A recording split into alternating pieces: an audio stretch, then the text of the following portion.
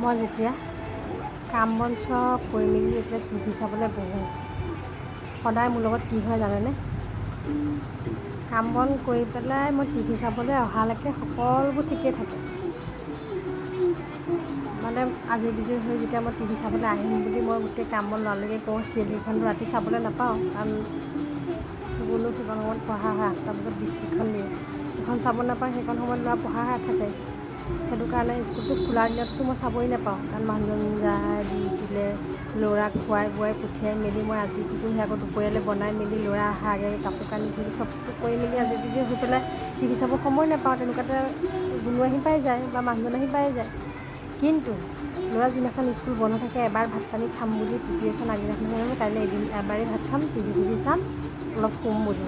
সেইদিনাখন মোৰ লগত কি হয় জানে? কাম বন কৰি টিভি চাবলৈ অহালৈকে একদম এতিয়া এই বিচনাত পৰালৈকে ঠিকেই আছিলে, তাৰ পিছৰ ঘটনাটোহে বৰ ডাঙৰ ঘটনা হ'ল। চাওকচোন কি হয় মোৰ লগত, আপোনালোকে চাওক। ঐ গুণু, টিভি চাই আছ? মোক চাব দিবিনে? লগাই দেচোন, বৃষ্টিখন চাওঁ।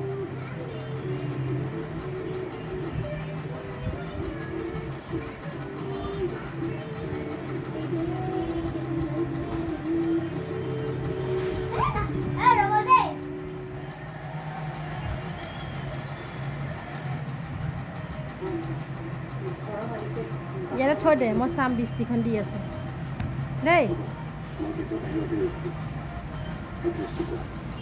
আজি ভিডিঅ' কৰি থকা দেখি কপাল ভাল আছিলে, নহ'লে আমাৰ ল'ৰাই মোক টিভি চাবলৈ নিদিয়ে। আজি মোক ভিডিঅ'টোৱে বচালে, থেংক ইউ গাইজ।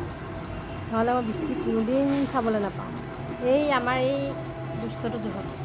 আৰু আপোনালোকে ভাবিব পাৰে মই বেড কভাৰ কেলৈ পৰা নাই, মই বেড কভাৰ কেলৈ পৰা নাই বুলি আপোনালোকে ভাবিব পাৰে। বেড কভাৰ নপৰাও কাৰণ আছে।